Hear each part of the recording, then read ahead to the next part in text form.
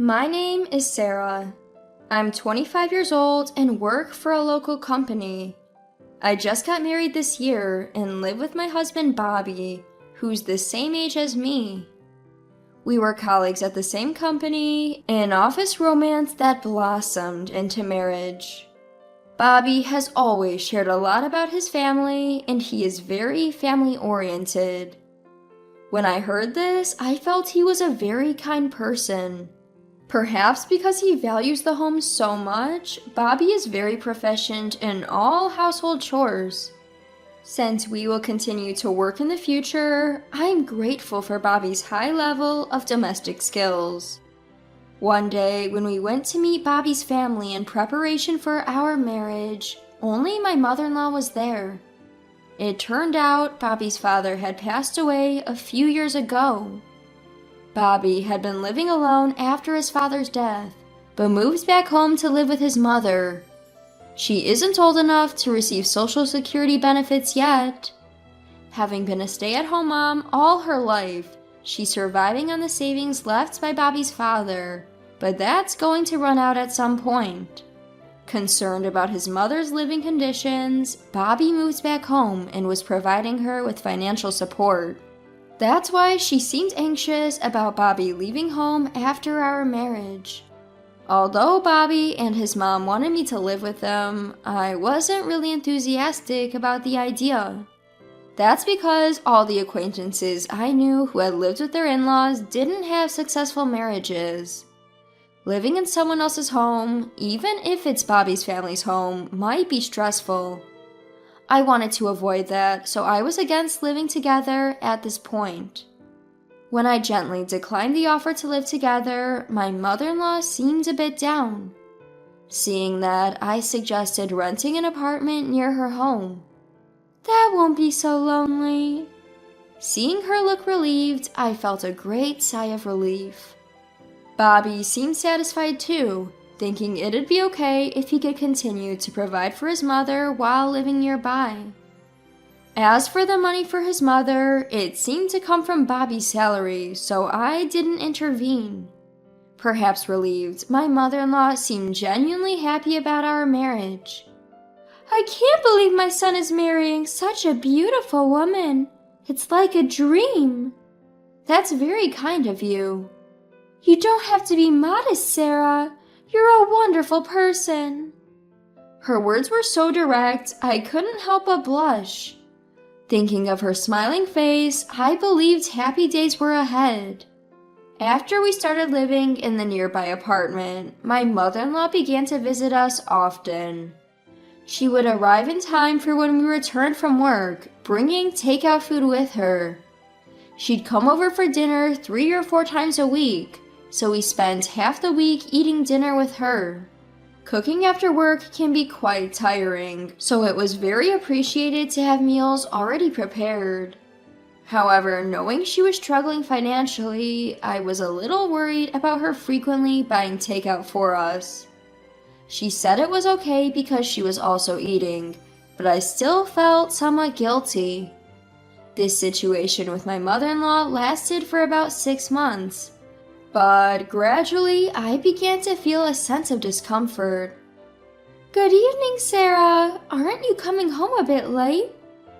Do you think so? I'm working, so it's normal, I think. My mother-in-law gradually started to make prickly comments. Work is a good excuse, but you're a wife, right? Don't you ever think that you need to work a little harder on the household chores? She seemed annoyed that I was coming home at the same time or later than my husband.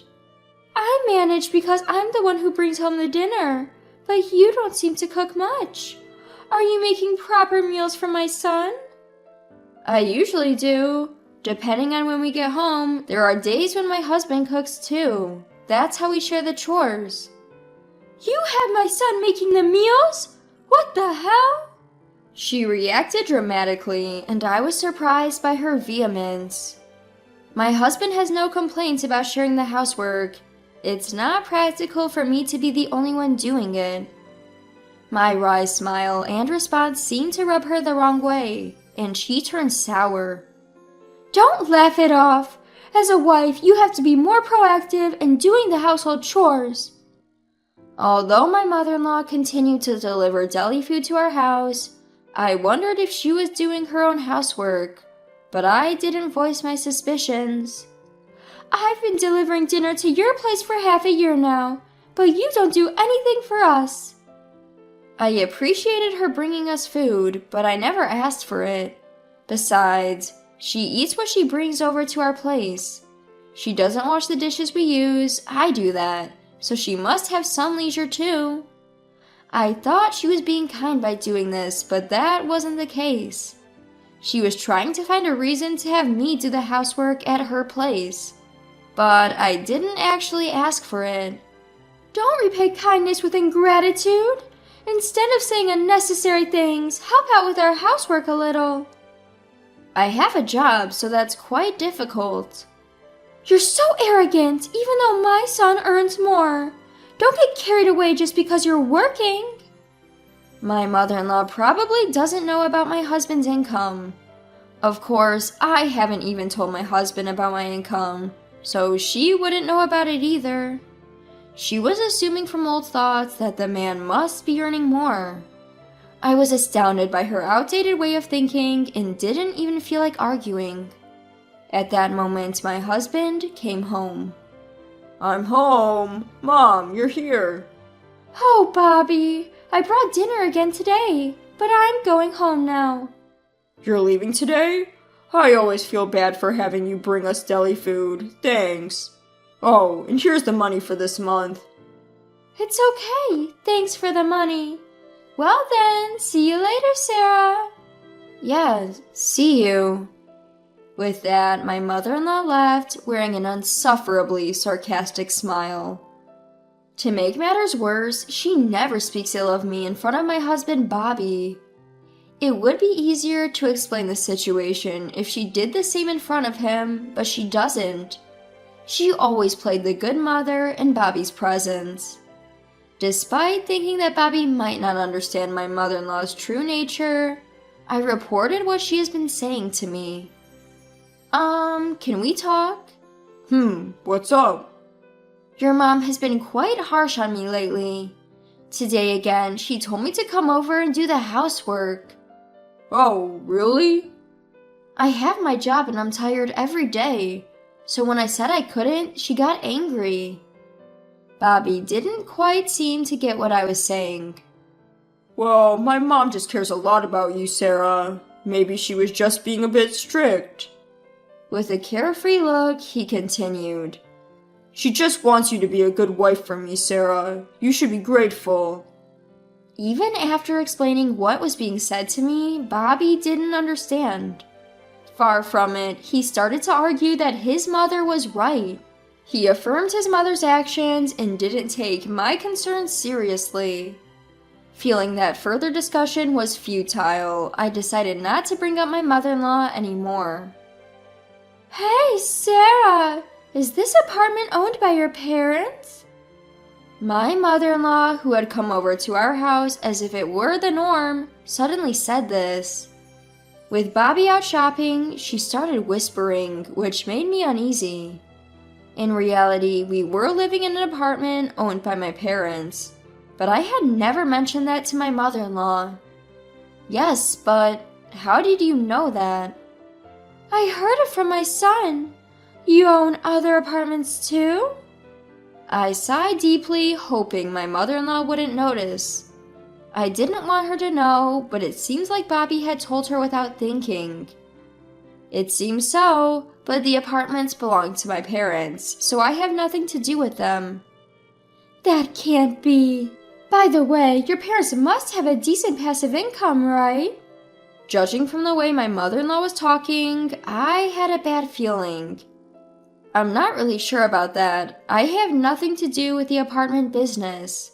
My mother-in-law seemed irritated that I wasn't engaging with her properly. Even after Bobby came home, she continued to wear a disgruntled expression. Mom, what's wrong? Sarah's parents, they own several apartments, right? I didn't know they had so much wealth. Sarah, were you hiding this from my mom? Bobby, too, started to blame me with this expression. Hide what? It's not even my money. It's my parents' money we're talking about. Right. Sarah, you said you couldn't help with house chores, right? You don't have to help, but could you increase the amount you send home instead? What?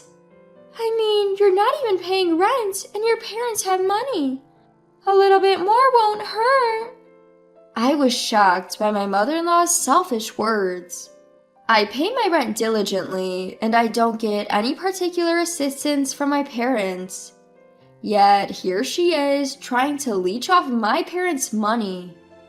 My husband, hearing his mother's words, nodded in agreement. That's true. It's not right to hog all the money, including that of our parents.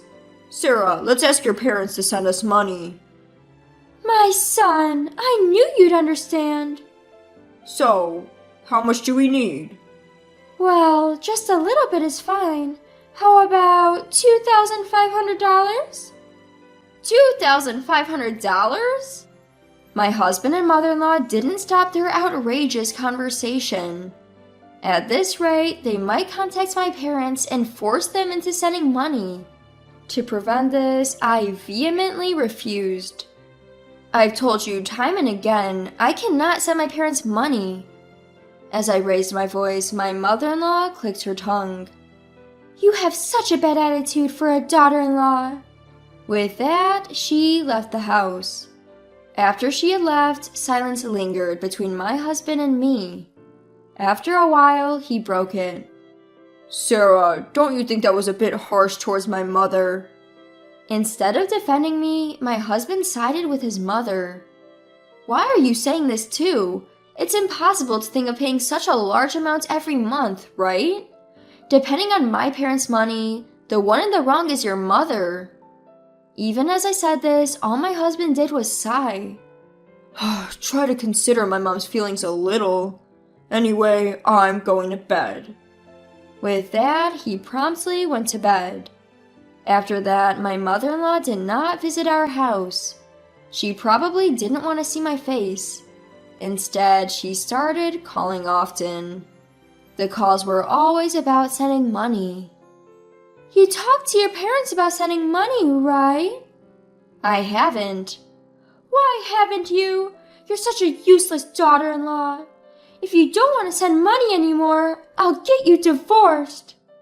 Such calls continued daily, and I was feeling down. I reached my limit and decided to talk to my husband. Bobby, I'm getting daily calls from your mother. She keeps insisting on sending money, and she even mentioned divorce.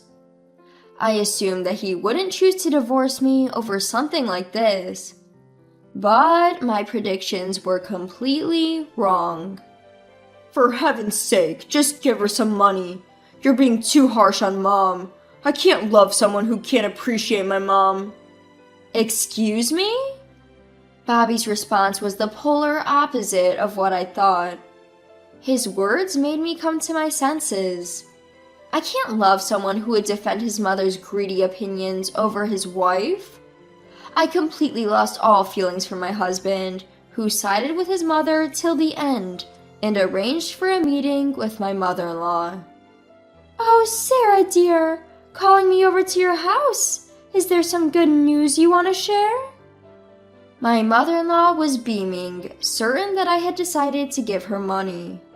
Well, it might be good news for you. I said that and showed her the filled-out divorce papers. I really don't want to send you money, so I'm getting a divorce, just as you said. Bobby said he can't love me anymore, so it's okay, right? What? Also, I'm the one on the lease for this apartment. Please sign the divorce papers quickly and move out. Looking at the divorce papers, their faces turned pale as a sheet. No way! I might have mentioned divorce, but it was a joke. I had no other choice because you're being so stingy. I was kidding too. Don't take it seriously. The two of them, desperate for money, were pathetically making excuses.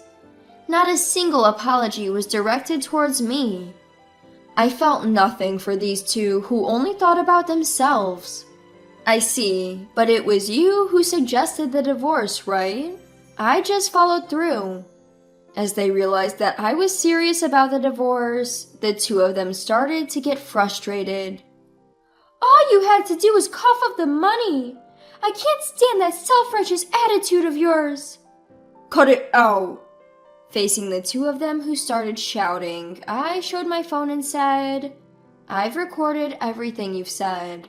I might be able to get some compensation if I take this to a lawyer. Or should I call the police right now? Upon realizing I had evidence, they quieted down instantly. Realizing his fate, Bobby filled out the divorce papers, packed his belongings, and left, never to return to this house again. But my mother-in-law was a different story. After the divorce was finalized, I started living freely. Bobby moved back to his parents' house. My ex-mother-in-law, seemingly desperate for money, started berating Bobby, who divorced me. I sometimes ran into Bobby at work, and he always looked exhausted. She started stuffing my mailbox with papers scrawled with nasty words, and even scratched my apartment door. What is this? I'm sure it's her. I was enraged when I discovered this. The security camera had clearly captured my ex-mother-in-law's harassment. I didn't hold back and reported this to the police, providing the footage as evidence. The police, aware of my ex-mother-in-law's rants at home, promptly issued a restraining order. Of course, I'm also billing her for all the repair costs for the apartment. Living off her husband's savings, my ex-mother-in-law couldn't afford the repair bill and ended up making Bobby pay it. Feeling responsible for the divorce, Bobby is dutifully paying in installments.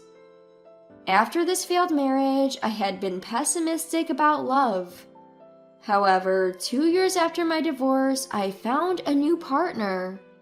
We were dating with marriage in mind, but I didn't want any money-related issues to arise later. Actually, my parents own an apartment building.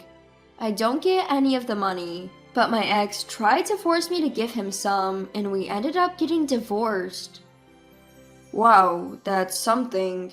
It belongs to your parents, right? How greedy can someone be? It's good that you got out of there safely.